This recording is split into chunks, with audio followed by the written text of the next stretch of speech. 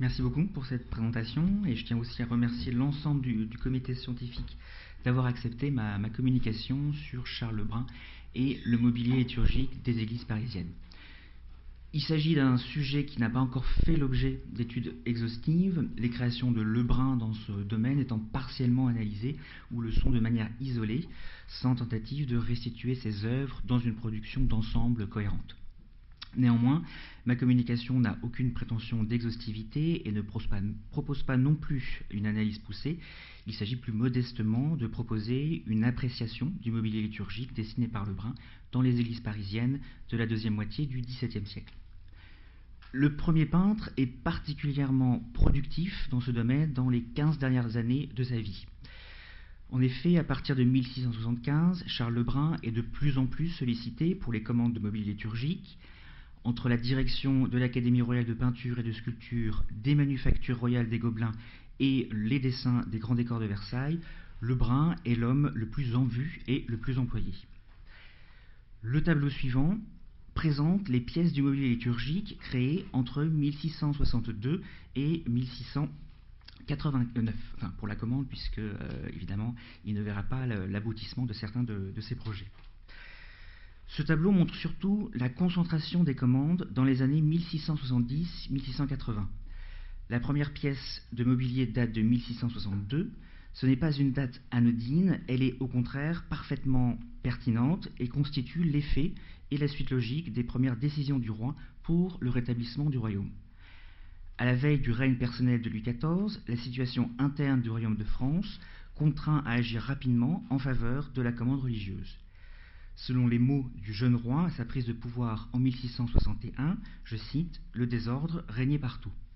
Son ministre d'État, le cardinal Mazarin, lui laisse en effet un royaume éprouvé par les crises politiques et sociales de la guerre de 30 ans, de la guerre d'Espagne et de la Fronde, accablé aussi par la misère économique et les ravages liés aux conflits armés, auxquels s'ajoute également un risque de troubles religieux dû à la progression du jansénisme. Il faut donc réaffirmer la force morale et matérielle de la monarchie de droit divin par la reconstruction du royaume. Le 18 février 1661, le roi promulgue une déclaration royale pour les réparations des églises, dans laquelle il revient sur la situation critique des églises qui, je cite, ont beaucoup souffert. La déclaration royale présente les axes de la politique du jeune roi, dont les actions sont fondées par la volonté divine de pacification. Dans ce contexte, le devoir royal de reconstruire les églises est ainsi réaffirmé. Paris apparaît privilégié à plusieurs titres. C'est la capitale du royaume, c'est aussi la capitale artistique et la capitale religieuse. La ville n'a pas eu à souffrir directement des affres de la guerre, mais les événements de la Fronde et l'agitation janséniste suffisent à faire de la capitale du roi très chrétien l'objet d'une attention particulière. Les communautés religieuses issues de la contre-réforme se sont déjà en partie installées dans la capitale et ont édifié des églises qui marquent le paysage urbain, comme Saint-Louis des Jésuites, l'église de la Visitation ou celle des Carmes. Néanmoins, l'afflux des réguliers s'accentue dans la deuxième moitié du siècle et les limites géographiques de Paris se distendent considérablement, si bien que de nouvelles paroisses sont fondées, et pas des moindres, comme Saint-Roch en 1653. Le besoin en nouveaux décors et nouvelles pièces de mobilier liturgique est donc bien réel, et dans ce contexte de grand siècle de l'architecture de la Réforme catholique, définir l'action du premier peintre du roi est particulièrement fondé. On voit l'apparition de nouvelles gammes d'églises, entre église à la romaine, église moderne et force de tradition nationale. C'est ainsi le temps des travaux et des embellissements dans la nef et le chœur. L'espace liturgique procède dans un rapport subtil de réciprocité de l'espace architectural et tous deux suivent ainsi des évolutions conjointes. Dans la plupart des églises paroissiales, les dispositions traditionnelles étaient maintenues avec un maître-autel au fond du chœur, parfois un second autel destiné à la première messe, des stalles en avant de cet autel pour l'abondant clergé paroissial. Dans les églises paroissiales nouvelles commence à s'affirmer l'idée d'un édifice plus adapté à son rôle pastoral, tant dans son plan que dans ses aménagements, tout en tenant compte de l'organisation traditionnelle de l'espace sacré. On recherche davantage le désenglavement du chœur, son ouverture sur la nef pour favoriser une forme de communication visuelle avec le sacré. Charles Lebrun propose des solutions pour les deux grands pôles de l'espace ecclésiastique. Le premier est celui de la nef et du transept, l'espace du fidèle, et le second est celui du chœur, l'espace du religieux et de l'officiant. Notre exposé n'est pas chronologique, mais s'adapte aux articulations de l'espace ecclésiastique en présentant successivement les différentes catégories de mobilier en présence, chaire et banc d'œuvre de la nef, puis autel et tabernacle du chœur. Le banc d'œuvre est un type de mobilier consistant en un banc réservé aux marguilliers et anciens marguilliers de la fabrique et situé conventionnellement face à la chaire. Il n'existe aucune prescription officielle de l'Église sur le banc d'œuvre. 2 bancs d'œuvre d'importance sont construits à Paris dans la deuxième moitié du XVIIe siècle et l'un d'entre eux est de Lebrun. Il s'agit des bancs d'œuvre des Saints Innocents et de Saint-Germain-l'Auxerrois, presque contemporains, qui présentent de nombreuses similitudes d'un point de vue formel. Le banc d'œuvre des Saints Innocents se compose d'un enclos d'environ 3,90 m de largeur, à l'intérieur duquel se trouvent les sièges pour les marguilliers et anciens marguilliers de la fabrique. Pour Saint-Germain-l'Auxerrois, Germain Brice indique que Charles Brun a donné le dessin de l'œuvre, je cite, sur celui que Dorbet a proposé. Or, Desailly d'Argenville précise que le dessin de l'œuvre est de Claude Perrault et que Lebrun y ajouta quelques ornements. Quoi qu'il en soit, le banc d'œuvre dessiné pour Saint-Germain-l'Auxerrois reprend la composition de celui des Saints Innocents dans ses grandes lignes, laissant donc penser qu'il existe bien un dessin caractéristique des bancs d'œuvre à la fin du XVIIe siècle. On y retrouve l'enclos monumental et architecturé, dont le dossier se compose de 10 panneaux ajourés et de 8 pilastres. Les extrémités accusent un ressaut à colonnes ioniques jumelées, tandis que le centre du dossier est marqué de 2 autres saillies plus modestes, supportées par 2 autres colonnes ioniques. L'entablement est surmonté d'un fronton cintré dans lequel 2 angelots en relief portent la couronne d'épines, associée à 2 palmes en sautoir. Le sommet se veut plus majestueux qu'aux Saints Innocents. Un grand dé à lambrequin déploie sa large draperie au-dessus de l'enclos. Enfin, au-dessus du dé, 2 anges sont suspendus à la clé de voûte. Comme le banc d'œuvre des Saints Innocents, celui de Saint-Germain-l'Auxerrois est aussi très proche de gravures de Jean Lepôtre, à la différence que sur ces dernières, le fronton cintré est surmonté d'un attique décoré de pots à feu ou d'une colombe du Saint-Esprit. La deuxième pièce caractéristique de l'identité visuelle de la nef est la chaire du prédicateur, généralement disposée en face du banc d'œuvre. Au XVIIIe siècle, la littérature critique relève plusieurs chaires de qualité dans la capitale, dont celle de Saint-Étienne-du-Mont, celle de Saint-Paul, et les 2 chaires de Charles Brun pour Saint-Eustache et Saint-Nicolas du Chardonnay, sa propre paroisse. La chaire se compose systématiquement de 4 parties. La gorge, qui constitue la base, le corps, autrement appelé la cuve, qui correspond à l'emplacement du prédicateur, la rampe, qui en compose l'accès, et l'abat-voix, que l'on trouve aussi sous le nom d'impérial. Les chaires de la deuxième moitié du XVIIe siècle laissent davantage ressortir la clarté de la structure. À Saint-Nicolas, sur votre droite, Lebrun dessine une chaire adossée à un pilier qui se compose d'une gorge en cul de lampe, d'une cuve à laquelle le prédicateur accède par une rampe d'escalier, et d'un abat-voix qui est surmonté d'une figure de la vérité tenant une trompette. Le corps est orné de 4 panneaux dont les figures représentées sont difficilement identifiables sur la gravure. Il semblerait toutefois que l'un des panneaux représente au centre Saint Nicolas en évêque. Les panneaux sont séparés par des montants verticaux à la composition originale. Les têtes ailées des symboles des évangélistes, disposées alternativement, sont surmontées de 3 volutes accolées supportant à leur tour un pot de fleurs. Le dossier est encadré de festons attachés à une boucle, de palmes entrecroisées et d'une figure en buste dans des nuées tenant la croix. La chaire de Saint-Eustache, à gauche, reprend ce dessin général. Adossée à un pilier qu'elle recouvre entièrement de sa menuiserie, elle est ornée de 6 figures allégoriques sculptées par Louis le Comte et d'une figure de Saint-Eustache par Jean-Baptiste Théodon, surmontant la bavoie et implorant le ciel pour ses 2 enfants emportés par un lion et une louve. Malgré leur indéniable qualité plastique, les différentes pièces de mobilier liturgique de la nef, dessinées par Lebrun, pourraient laisser croire à une invention qui semble difficilement capable de se renouveler une fois établie une formule jugée parfaite. C'est oublier que le premier peintre semble réserver son inventivité au pôle liturgique de l'Église. Avec les structures ouvertes, la contemplation n'est plus le privilège unique de ceux qui peuvent se tenir près de la mensa de l'autel. Les maîtres-autels sont désormais à même de proposer une expression tangible et matérielle du sacré à l'ensemble des fidèles rassemblés. Ces maîtres-autels sont la partie la plus ostensiblement visuelle du sanctuaire et se composent de plusieurs éléments qui fixent l'attention du fidèle. À Paris, on semble toujours privilégier la tradition de la suspense eucharistique attestée depuis le XIIe siècle et suivant l'ancien usage gallican. Mais l'usage du tabernacle gagne du terrain. Ainsi, Jean Lepôtre est par exemple l'auteur de 6 feuilles de tabernacle pour orner et embellir des autels, publiées en 1660 par Pierre de Mariette. Il s'agit de grands édicules architecturés surmontés d'un dôme, à décor de colonnes, de cariatides, d'anges adorateurs, constituant de grandes surfaces décoratives. La technique employée, associée à la richesse des matériaux, renforce notamment le pouvoir d'attraction de ces tabernacles. La plupart sont des tempiettos, comme celui de l'oratoire de Saint-Honoré en 1658 ou celui de Pierre Mignard pour les carmes de chaussée en 1678. Mais Charles Lebrun propose une formule bien atypique pour le tabernacle des Carmélites des Chaussées en 1654. Jennifer Montaigu a pour la première fois mis en relation un dessin avec une description donnée par Nivelot dans sa biographie de Lebrun. La commande de l'abbé Édouard Le Camus date de 1654, mais la réalisation par les frères Débonnaire et Thibaut Poisson est de 1662. Il s'agit d'un dessin contractuel soumis au commanditaire et joint ensuite au marché.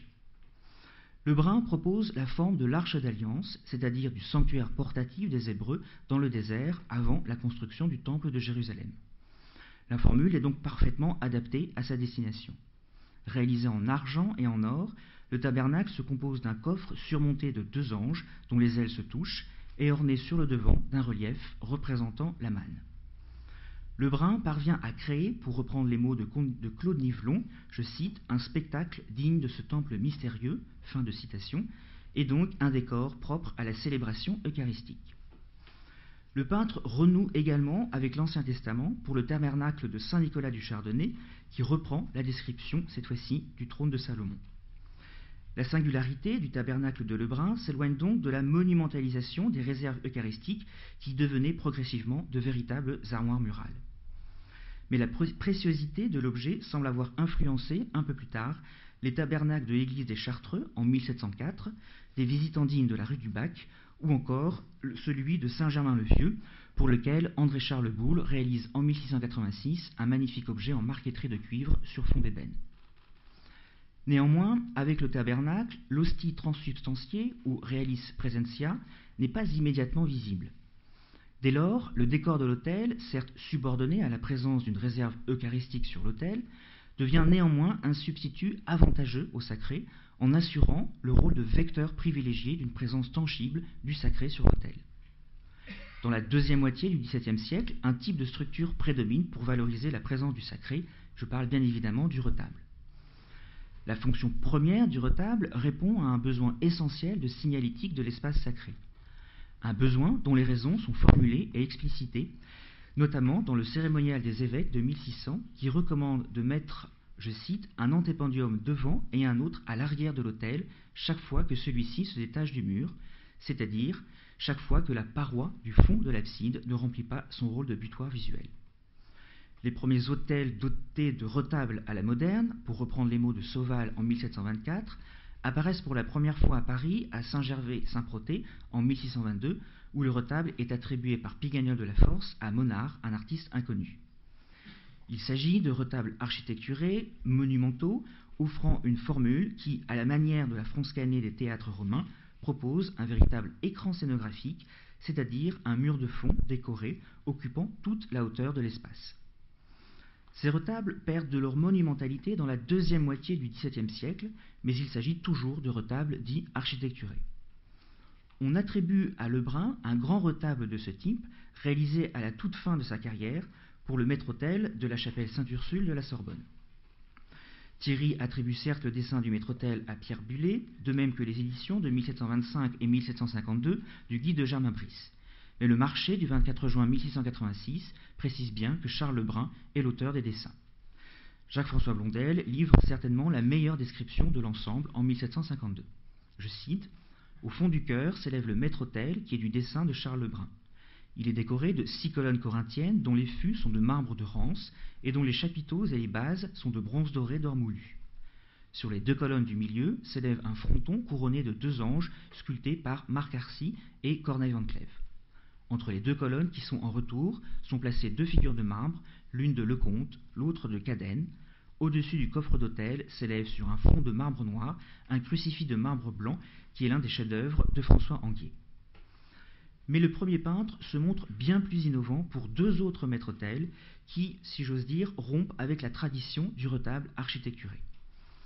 Il développe ainsi une solution originale, celle du demi-dôme, qui n'est pas sans évoquer le cul-de-four d'un abside, demi-dôme notamment pour le couvent des Grands Augustins, le noviciat des Jacobins et pour l'église paroissiale de Saint-Séverin.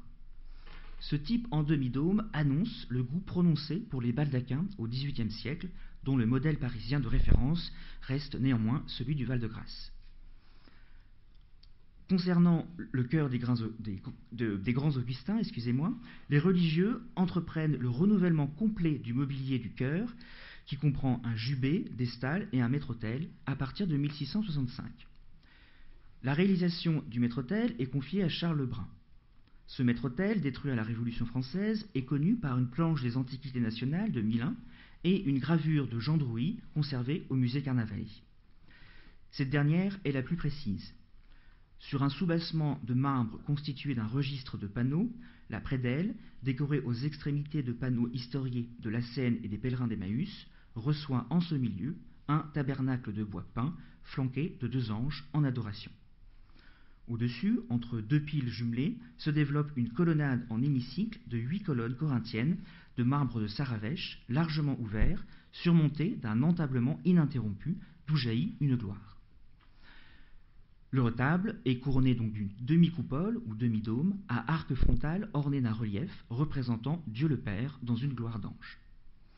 Au-dessus des piles jumelées, on retrouve le motif des anges adorateurs, tandis qu'une croix sommitale, encadrée de 2 chérubins porteurs de guirlandes de fleurs, vient conclure le couronnement de l'ensemble. Le sanctuaire est aussi nettement séparé du reste du chœur par une balustrade et par 8 marches garantissant une élévation optimale. Les colonnes ajourées de l'hémicycle accentuent une ouverture spatiale étonnante. Ce retable des Grands Augustins est le premier exemple parisien de la forme en demi-dôme, mais celle-ci apparaît dès 1651 dans une gravure de Jean Lepôtre, sur votre gauche, idée que le graveur développe dans une autre estampe, sur votre droite, en 1690. Selon la déclaration des biens de l'abbaye formulée en 1790, on accède au maître-autel, séparé du chœur par une balustrade de fer, par 8 marches de marbre de Bourgogne et de brèche violette. L'entablement de cette élévation est à 2 étages et forme 4 avant-corps. Celui du bas est orné de 10 panneaux de marbre de Languedoc et de brèche violette. Celui du haut est décoré de 4 reliefs historiés sur les avant-corps, visibles sur le projet gravé par Drouy.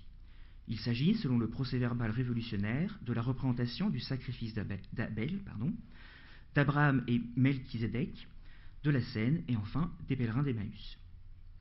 Le décor du sanctuaire se termine par un ensemble en fer forgé reliant l'entablement du maître-autel aux stalles. Il s'agit d'une arcade de 10 cariatides supportant une corniche ornée de pots à feu et de chérubins tenant des armoiries et des portraits.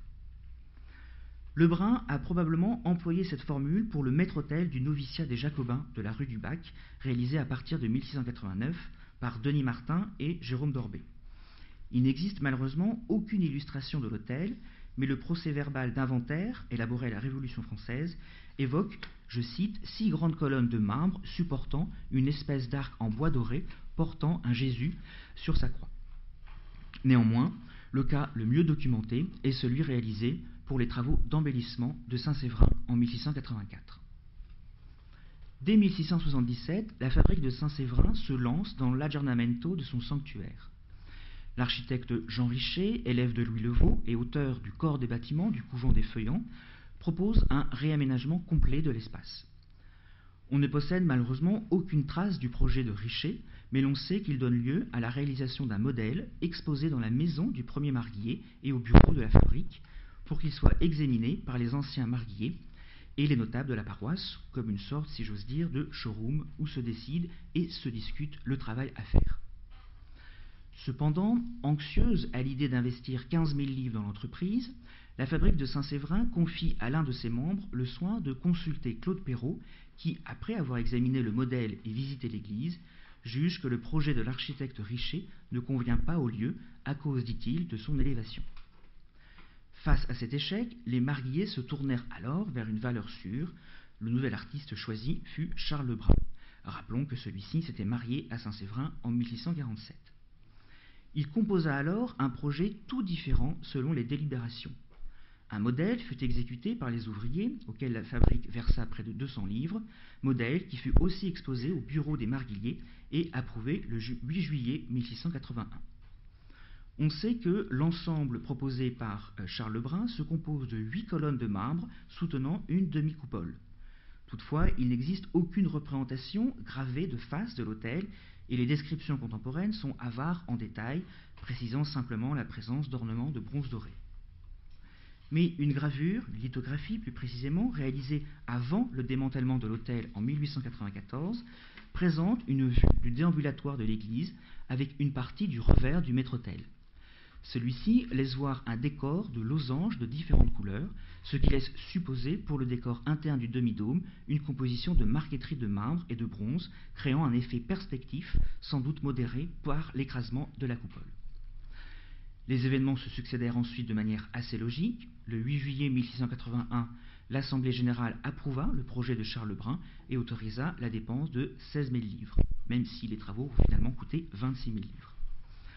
Parmi les ouvrages exécutés, seul subsiste aujourd'hui l'habillage de 6 piliers et de 3 arcades, ainsi qu'une partie de l'autel, aujourd'hui disposée dans une autre chapelle de l'église Saint-Séverin. Les seules références visuelles possibles sont donc les gravures et les photos d'avant 1894, c'est-à-dire avant le démontage de l'autel. Le 31 juillet 1681, le marché de construction fut conclu devant le notaire Thomas Le Sec de Launay, marguillier de la paroisse, avec le sculpteur Jean-Baptiste Tuby. Le choix du Tuby est sans doute imposé par Lebrun lui-même, avec qui il avait l'habitude de travailler.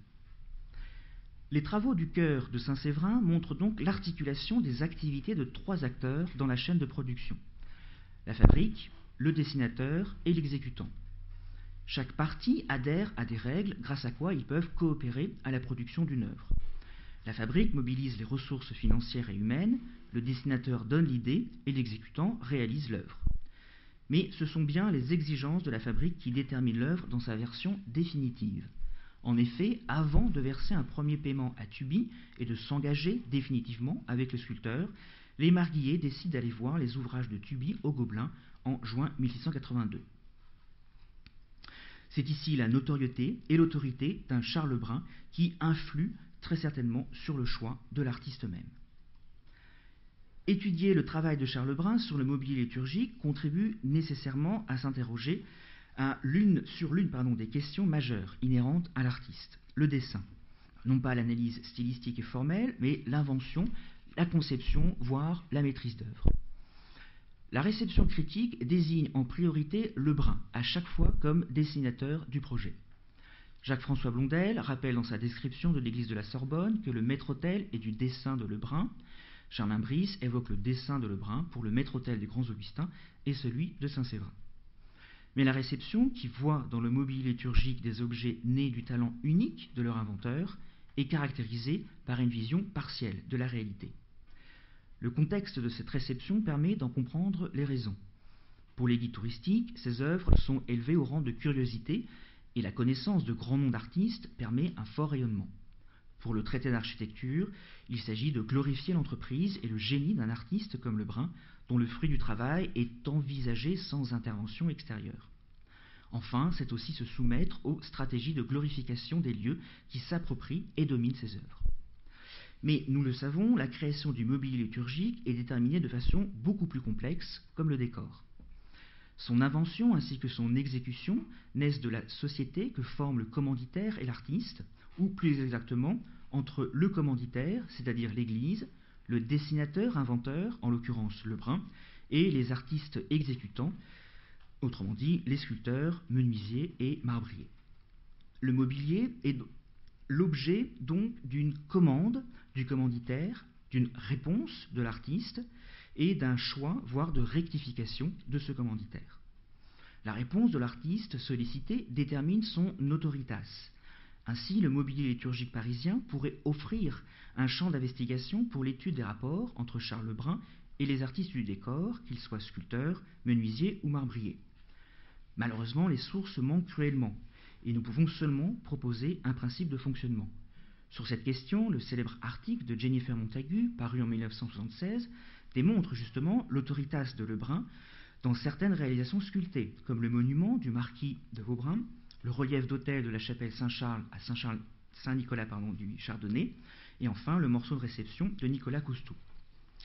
Le cas de Lebrun est en réalité assez exceptionnel. Il n'y a pas, au siècle suivant, à Paris, tout du moins jusqu'au milieu du XVIIIe siècle, de peintres inventeurs de pièces de mobilier liturgique. Ce sont en revanche des architectes, des ornemanistes et, dans la majorité des cas, des sculpteurs comme les Slotz, Jean-Baptiste Delemoine, Falconet ou Philippe Caffieri. Le mobilier liturgique semble d'abord se définir comme un travail de sculpture. Et lorsque l'on prive le sculpteur de l'invention générale de l'œuvre, il semble aussi que l'on le prive de la partie intellectuelle de son art. Paradoxalement, dans cette deuxième moitié du XVIIe siècle, cette privation coïncide avec le moment où l'on tente, au sein de l'Académie royale de peinture et de sculpture, de théoriser le métier de sculpteur, de lui conférer une dimension rationnelle. Quoi qu'il en soit, du projet à l'exécution, des intermédiaires apparaissent, et c'est bien souvent toute une équipe qui était à l'œuvre. N'oublions pas également que la qualité du dessin n'est en rien garante de la valeur de l'exécution. La création du mobilier liturgique d'une église parisienne dans la deuxième moitié du XVIIe siècle est donc l'image d'une pratique dialogique et jamais l'image d'une pratique solitaire. Si un chantier rassemble une équipe vaste, les artistes s'appuient toutefois sur des directives, des plans, dessins et marchés qu'ils suivent scrupuleusement sous la direction d'un chef d'orchestre. Il ne s'agit pas d'une auto-organisation, il y a toujours un organisateur central, même s'il faut veiller à relativiser le rôle de ce dernier. D'ailleurs, Lebrun n'intervient pas uniquement au début de la chaîne de création. Il ne se contente pas d'ouvrir la marche, il la ferme également. Le marché du maître-autel des Jacobins précise bien que le premier peintre doit juger de la qualité d'exécution à la réception de la commande. Le rôle de Lebrun est finalement représentatif de l'organisation des chantiers de décors religieux et de mobilier liturgique qui se systématisent au siècle suivant avec une forte dichotomie entre l'artiste concepteur et l'artiste exécutant. Une limite différentielle s'instaure entre ceux qui proposent le dessin et ceux relégués dans le simple emploi de main. Cette distinction augmente ainsi la valeur artistique de l'objet, mais crée par là même un désir d'unité fonctionnelle dans la mise en œuvre. Chaque intervenant complète nécessairement, voire obligatoirement, la tâche de son prédécesseur. Certes, la réalisation d'une pièce ne relève pas d'une réflexion collective, car c'est bien Lebrun qui est l'inventeur, même s'il doit suivre les exigences du commanditaire. En revanche, l'organisation du travail relève de ce que l'on pourrait appeler une intelligence distribuée, c'est-à-dire que chaque intervenant, menuisier, marbrier puis sculpteur, se conforme à des prérogatives individuelles qui aboutissent à une dynamique collective. Le rôle de Lebrun se concentre d'abord sur l'aspect général de l'œuvre, puis la trace matérielle de chaque artiste stimule, oriente l'action de l'intervenant suivant dans une forme d'énergie de la trace. Je vous remercie.